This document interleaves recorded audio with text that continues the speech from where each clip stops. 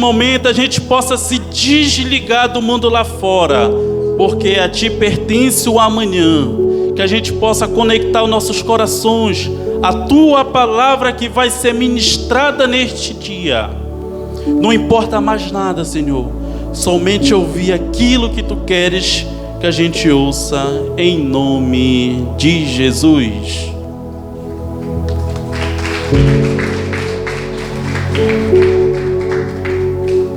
Eu quero saudar a amada igreja com a paz do Senhor Jesus, amém? Amém, igreja. Sem muita demora, vamos abrir a nossa Bíblia lá em Eclesiastes. Oh, glória. Aleluia, louvado seja o Senhor Jesus nessa noite. Eclesiastes, capítulo de número 12, irmãos.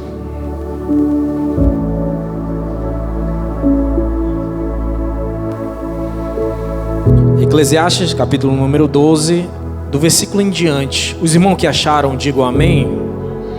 Glória a Deus. Vamos fazer a leitura aqui. Lembra-te do teu Criador nos dias da tua mocidade, antes que venham os maus dias e cheguem os anos nos quais dirás: não tenho neles prazer. Antes que se escureçam o sol e a lua e as estrelas do esplendor da tua vida, e tornem a vir as nuvens depois do aguaceiro, no dia em que tremerem os guardas da casa e os teus braços se curvarem os homens outrora fortes, e as tuas pernas cessarem os teus moedores da boca, por já serem poucos, e se escurecerem os teus olhos na janela, os teus lábios, os quais portas abertas para a rua, se fecharem, no dia em que não puderes falar em alta voz, te levantares a voz das aves, e todas as harmonias, filhas da música, te diminuírem. Como também quando temerem o que és alto, e te espantares no caminho, e te embranqueceres como floresce a amendoeira, e o gafanhoto te for um peso, e te perecer o apetite, porque vais à casa eterna, e os pranteadores andem rodeando pela praça, antes que se rompa o fio da prata, e se despedace o copo de ouro, e se quebre o cântaro junto à fonte, e se desfaça a roda junto ao poço, e ao pó volte à terra, como a era, e o espírito volte a Deus que o deu. Vaidade, e de vaidade, diz o pregador, tudo é vaidade. Vamos ler aqui no versículo 13, irmãos, em diante, por favor.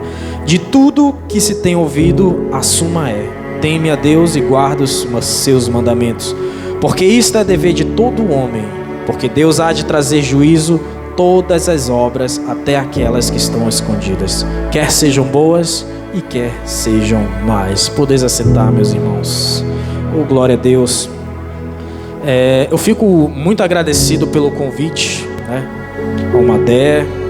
Isso é uma bênção, irmãos. Eu lembro uma época quando a Renovo estava começando no início. Tá ali o Jackson, que não deixa eu mentir.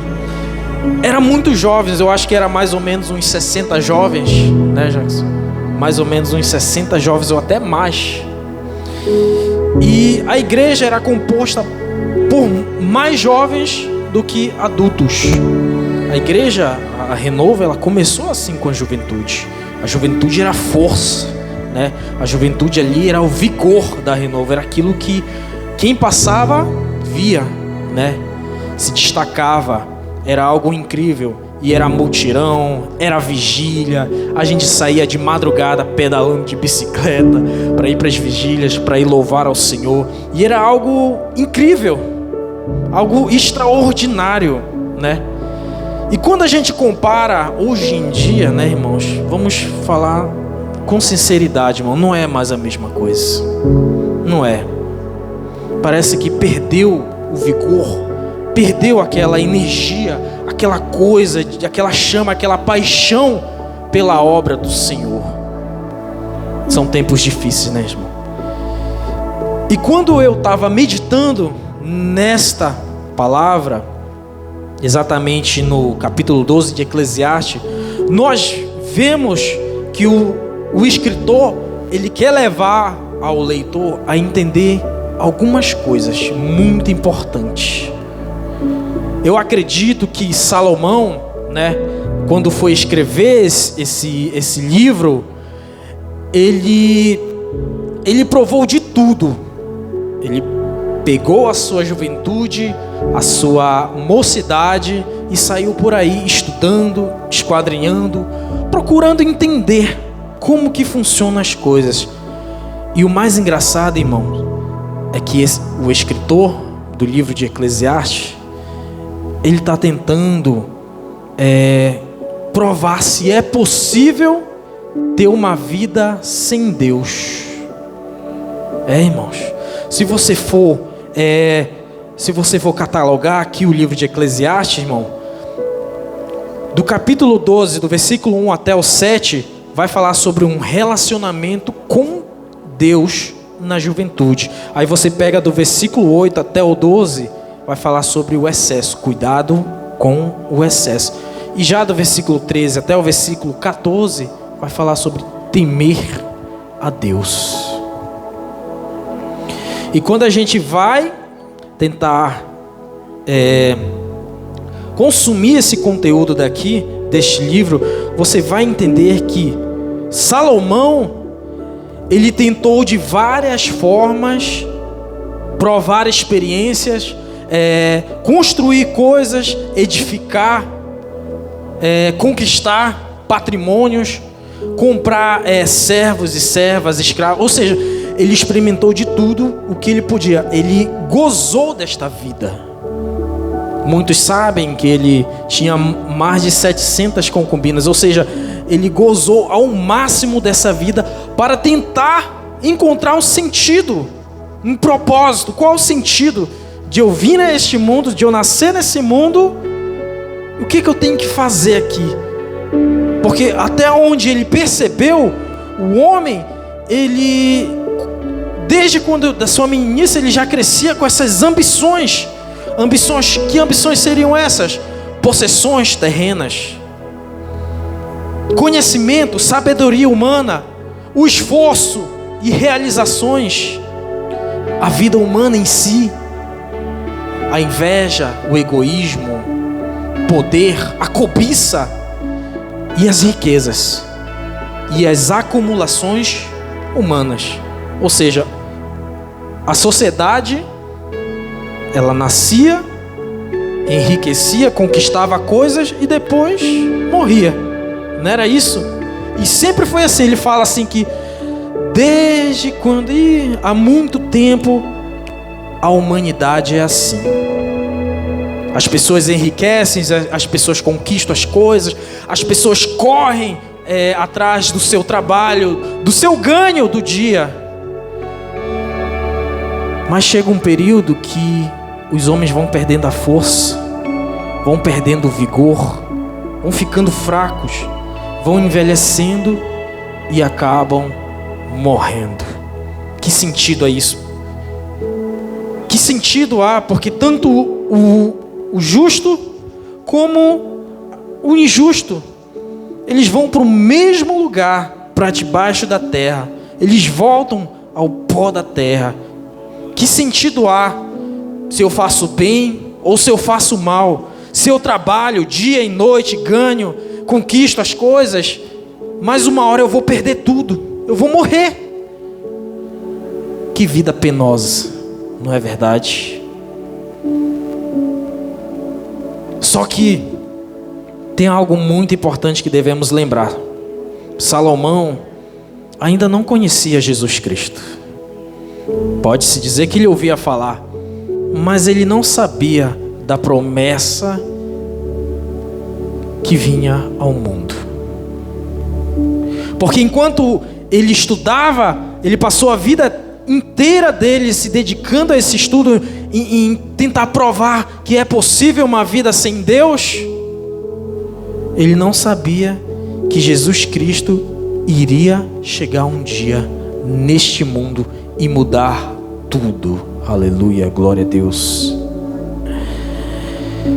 E quando a gente vai do versículo 2 até o versículo de número 6, você vai entender que Salomão ele constrói uma imagem. Ele vai falar da terceira idade do homem. Ele vai falar sobre a casa, sobre os braços, sobre as pernas. Ele vai falar sobre os dentes. Ele vai falar sobre a coluna vertebral.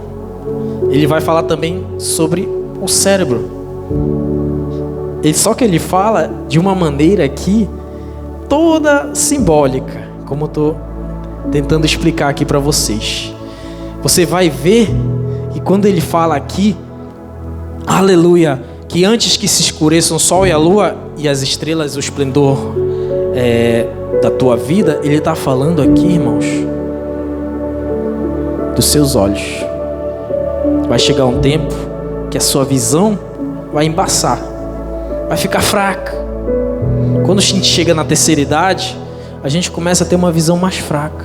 As coisas a luz para você já não é como você vê hoje em dia. Você enxerga as coisas claramente, porque você ainda é jovem. Mas vai chegar um tempo que as coisas não vão ser assim, porque a escuridão vai chegando.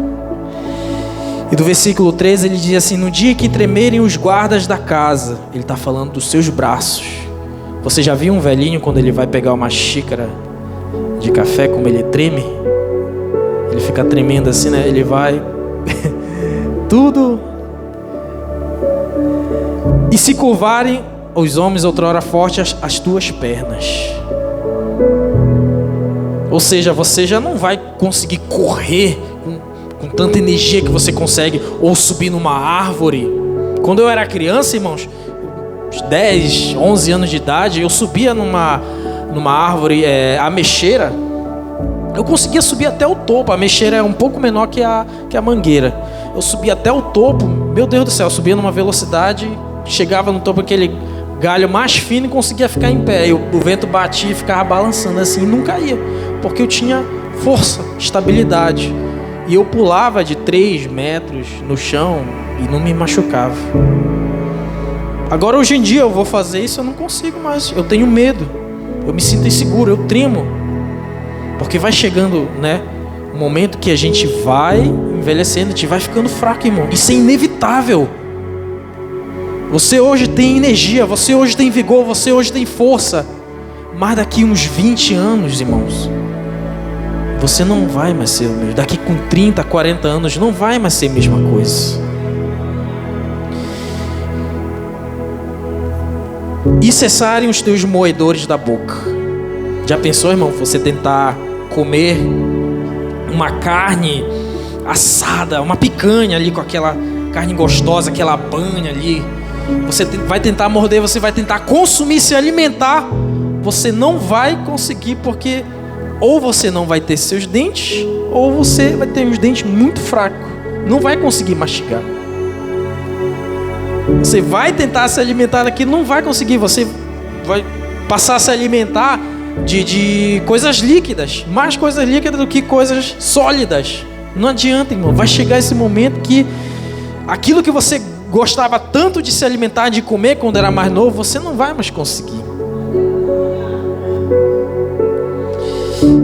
E quando os teus lábios, quais as portas da rua, se fecharem, e no dia que não puderes falar em alta voz, a voz vai ficando trêmula. Essa voz bonita que você tem, que você usa para cantar, para louvar, para adorar a Deus, já não vai ter mais. Vai ser uma voz fraca, uma voz baixinha, vai ser uma coisa forçada. Você, para alguém te ouvir, você tem que falar, né? Você tem que forçar. E te levantarem as vozes aves, todas as harmonias, filhas da música, te diminuírem. Você vai ter dificuldade para escutar aquela boa música que você ouvia, que você curtia. Você chegava no seu quarto, botava aqueles louvores e adorava a Deus e escutava bem e não sentia dores nos seus ouvidos. Você não vai conseguir mais. Vai ter dificuldade para ouvir as pessoas, vai ter dificuldade para ouvir as coisas. Aleluia. Como também quando temeres o que é alto e te espantares no caminho e te embranqueceres como floresce a amendoeira. Vai ter medo de altura, porque as pernas vão estar assim, ó, encurvada a coluna. Você não vai ter mais estabilidade. E quando florescer a amendoeira, o que ele está querendo dizer? Que seu cabelo vai ficar branquinho.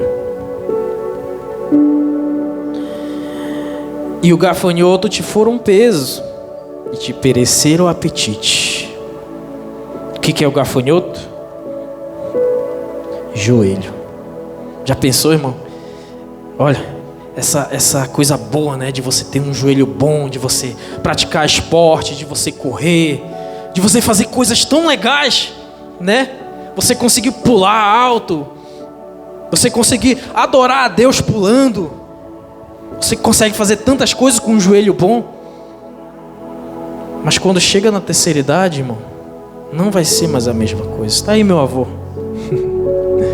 Não é mais a mesma coisa. Você vai perdendo a força, o vigor.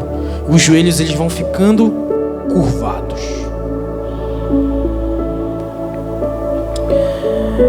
E te perecer o apetite.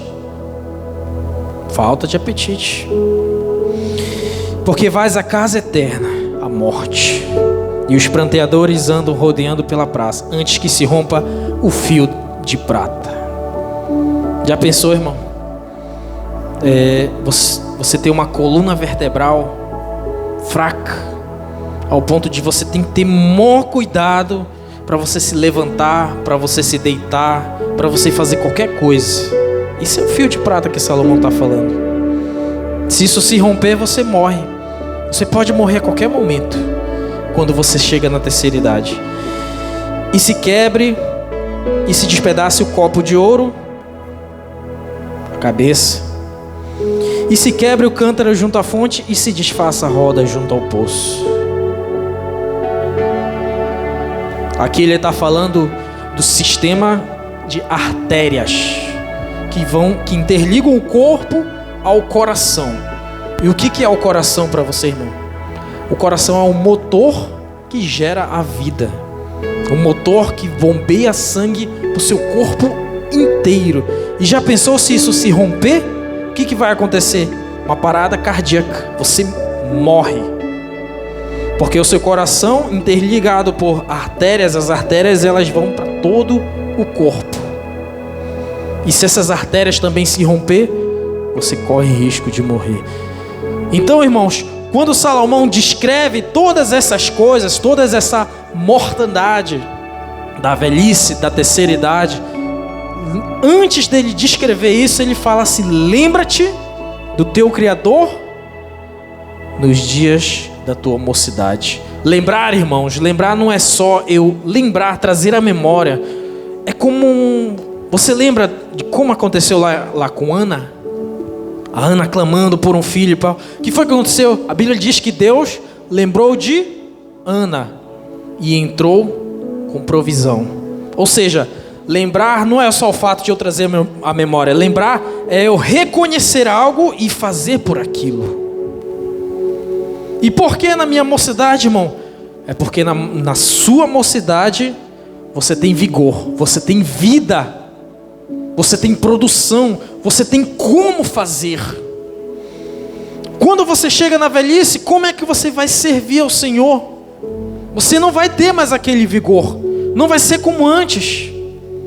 Então quando Salomão fala, ele finaliza o livro de Eclesiastes falando principalmente com a juventude, é porque ele viu que todas as coisas que os homens fazem debaixo do sol é em vão, é inútil. Ele está falando de inutilidade, ele está falando de correr atrás do vento. É inútil correr atrás do vento, irmãos.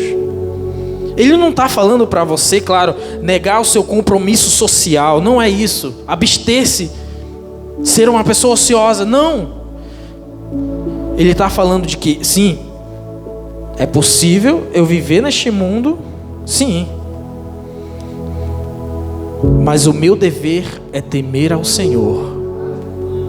É temer ao Senhor e guardar os seus mandamentos. Porque isso é essencial para todo homem. Porque não há sentido de viver essa vida de vaidade sem Deus. Não há sentido, irmão. Você já viu lá no livro de de 1 João, do nosso querido apóstolo João, se os irmãos puderem abrir rapidinho aí, só para nós finalizar, glória a Deus. Lá em 1 João, do capítulo 2, como os irmãos conhecem, do versículo de número 15 ao 16, diz assim: não ameis o mundo, nem as coisas que há no mundo. Se alguém ama o mundo, o amor do Pai não está nele. Porque tudo que há no mundo, a concupiscência da carne, a concupiscência dos olhos e a soberba da vida, não procede do Pai, mas procede do mundo. Aleluia, glória a Deus. Meus irmãos, existe 3 significados de mundo na Bíblia.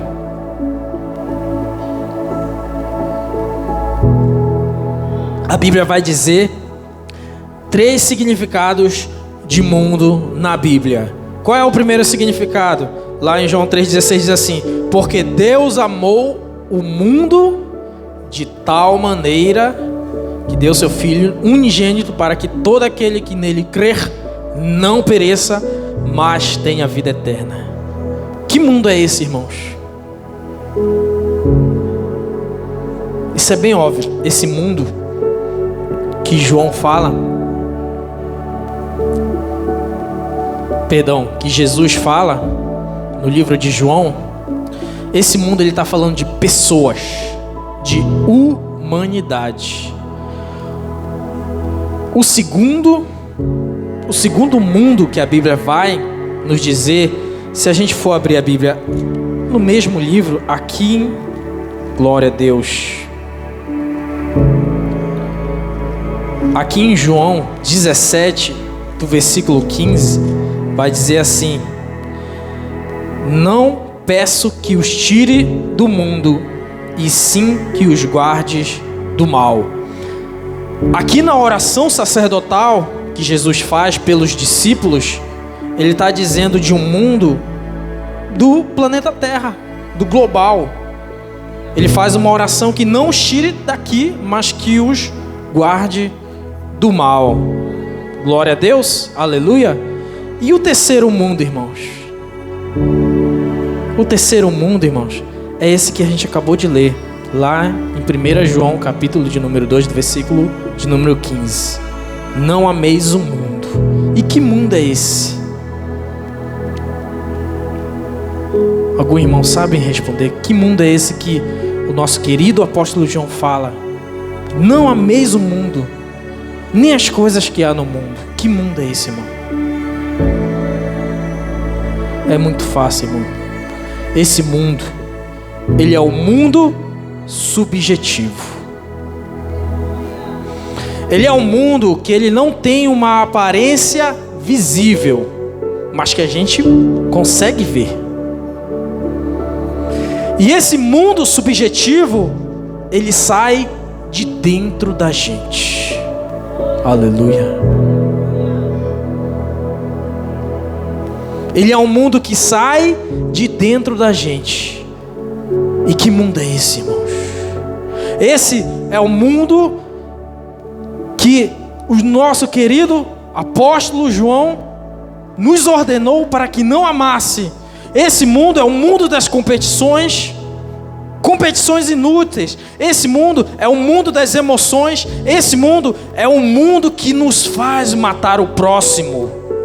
É o mundo que, aleluia, que nos dá o poder absoluto. É o mundo da desigualdade. É o mundo que cultua o prazer. É o mundo da cobiça. É o mundo da vaidade. É o mundo da inveja. É o mundo do ódio. É o mundo da mentira. É o mundo da discriminação. É o mundo que resulta a todo tipo de pecado. É esse mundo que não devemos amar, que devemos rejeitar. E é o mais difícil de ser rejeitado, porque ele está dentro de nós. É um mundo subjetivo. E esse mundo, o amor de Deus, ele não procede daí. Ele não procede. Aleluia. Fiquemos de pés, irmão. Fiquemos de pés. Glória a Deus. Aleluia. Eu quero fazer um apelo. Irmãos, Eu não sou um super pregador. Eu estudo para ministrar. Eu não sou um super pregador, irmão. Eu sou tão pior quanto você. Eu sou um pecador. Porque esse mundo subjetivo, ele está dentro de mim. E eu vou falar mais uma coisa, irmão. Para os jovens de hoje em dia, irmão. Eu sei o quanto é difícil permanecer na presença do Senhor. Eu sei o quanto é difícil estar aqui, louvar ao Senhor, vir para a casa do Senhor, fazer as coisas para Deus. Eu sei o quanto é difícil ser crente, ser fiel a Deus. Eu sei que o mundo nos odeia, irmãos. A mídia, os marketing digitais promovem coisas que faz a gente sentir inveja da vida dos pecadores. Faz a gente sentir inveja, irmão. Porque eles sabem que o mundo, o mundanismo, a nossa carne, ela deseja, naturalmente, nós temos esses desejos pecaminosos. E o mundo, o marketing, as mídias sociais promovem coisas absurdas, irmão. Libertinagens. Promovem o sexo. Promovem tudo aquilo que te chama atenção. Porque essa é a verdade, irmão. Essa é a nossa natureza. Agora a questão é, se você der atenção para o mal, é isso que vai te fazer ser diferente. Você dá atenção ao mal. Porque quanto mais atenção você der ao mal, mais você está caminhando para o lado dele. Agora, se você rejeitá-lo, você está seguindo a Cristo. E eu quero fazer um apelo, irmão. Se algum jovem nessa noite quer se reconciliar, se algum jovem nessa noite, aleluia, quer fazer uma nova aliança com o Senhor, pode vir aqui na frente, irmão. Não tenha medo. Aqui é um lugar onde você pode se deleitar, porque você está diante de uma comunidade cristã. Você está diante dos seus irmãos, de uma única família. E se você nessa noite sentiu que quer se reconciliar, que quer dobrar os seus joelhos e fazer uma aliança com o Senhor, esse é o momento, irmãos. Eu vou fazer esse apelo, irmãos. Eu não vou insistir. Amém? Alguém? Glória a Deus. Eu quero me reconciliar essa noite. Se alguém puder orar por mim, amém? E eu agradeço a minha oportunidade. Amém. Palavra maravilhosa. Do que adianta ganhar o mundo e perder a sua alma? Sempre digo, onde eu tenho oportunidade de levar a palavra, primeiramente que também eu não sou pregador. Sou um pecador como todos que estão aqui. Erro, tenho falhas e todo dia eu tenho que estar pedindo perdão a Deus. Não tem como começar um dia sem pedir perdão a Deus, porque todo dia erramos, somos falhos, perfeito somente Deus. Mas a palavra ela veio de encontro. É como se colocasse um espelho à nossa frente e dizer o que estamos fazendo com a nossa juventude. 26 anos eu desperdicei da minha vida no mundo. E digo mais, é doce como um brigadeiro o mundo. É uma delícia experimentar o mundo. Mas quem aqui já tomou Buscopan? O final é igual um Buscopan.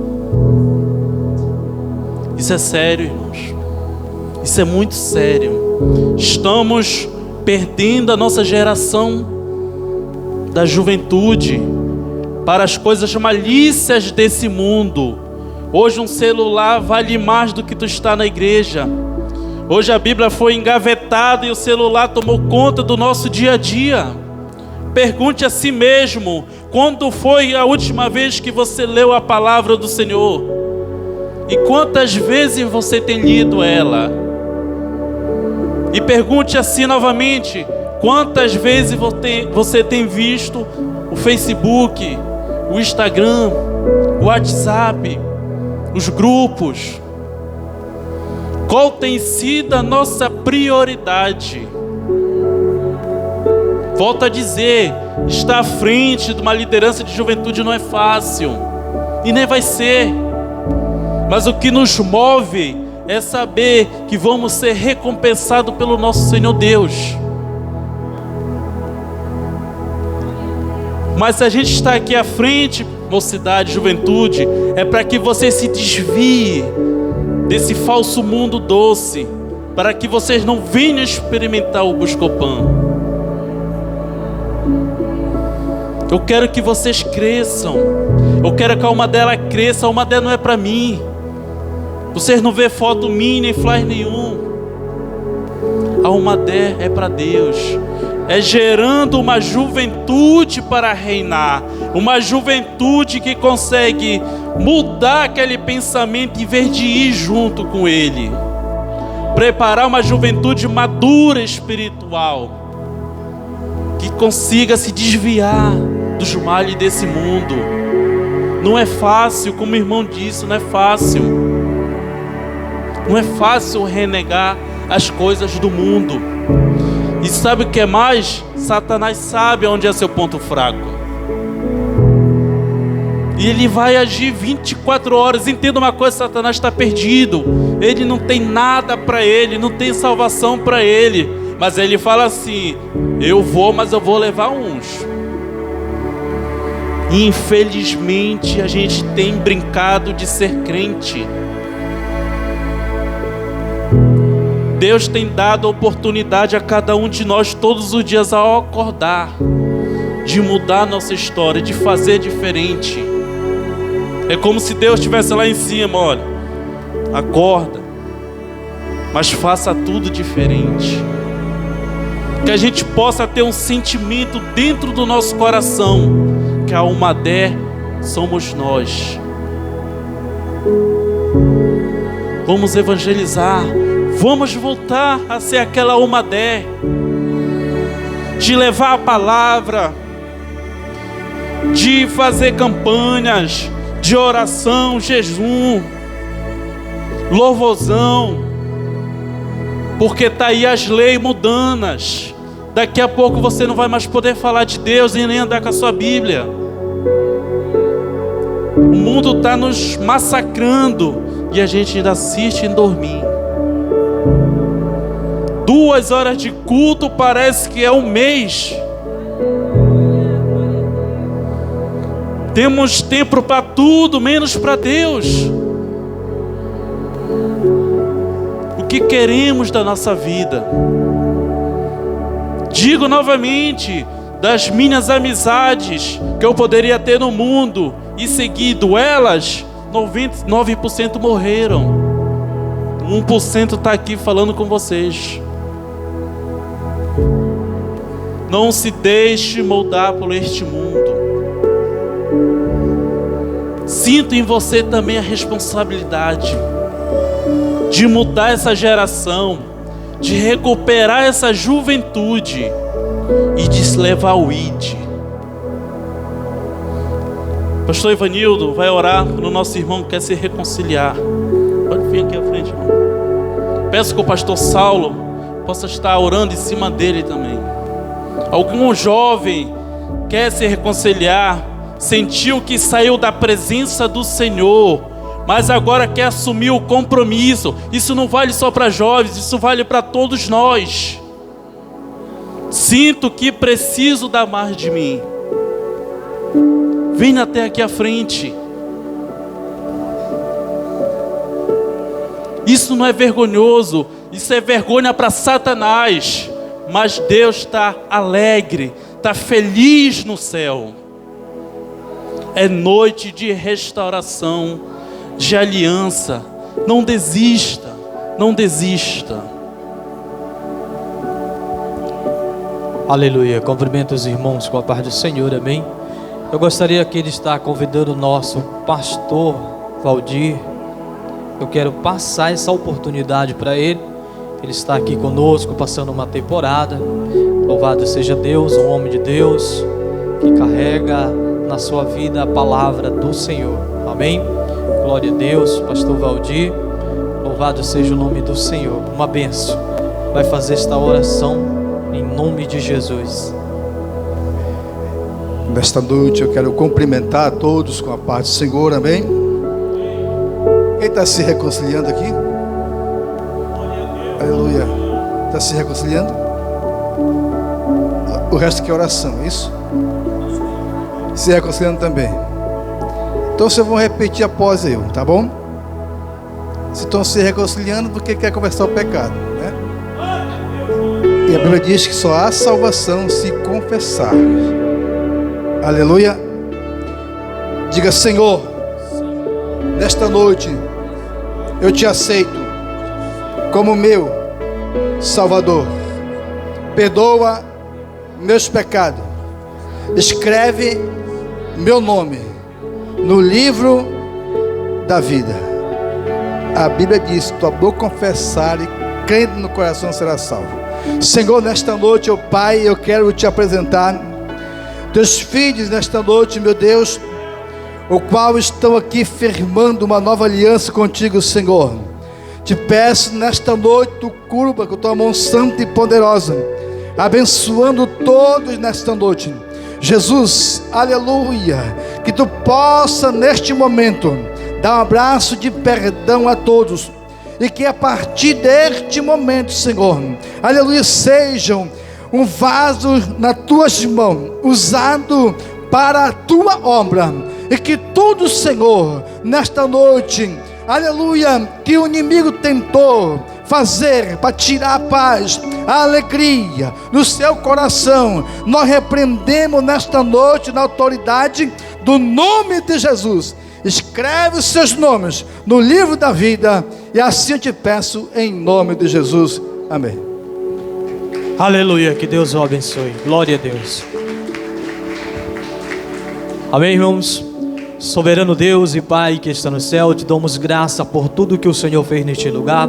Agora nos leve em paz, em segurança, debaixo da tua graça. Que o Senhor nos proteja. Dai-nos, Senhor amado, uma noite tranquila. Que as tuas mãos poderosas estejam estendidas sobre a vida de cada jovem, guardando, protegendo de todos quantos vieram aqui neste lugar. E aqueles que não poderão vir, abençoa da mesma forma. Pai, agora, Senhor, nós te pedimos, abençoa a tua igreja no nome do Pai, do Filho e do Espírito Santo. Que a graça do nosso Senhor Jesus Cristo, o amor de Deus nosso Pai, a comunhão e a doce consolação do Espírito Santo de Deus esteja com esta igreja, e todas que recebem digam amém. Que Deus em Cristo nos abençoe. Louvado seja Deus. Amanhã teremos a nossa EBD, e à noite nós teremos nosso culto dirigido pelo departamento infantil. Neste lugar, aqui nós trabalhamos assim, jovem, crianças, todos têm os seus cultos nos dias de domingo, amém? Glória a Deus, aleluia.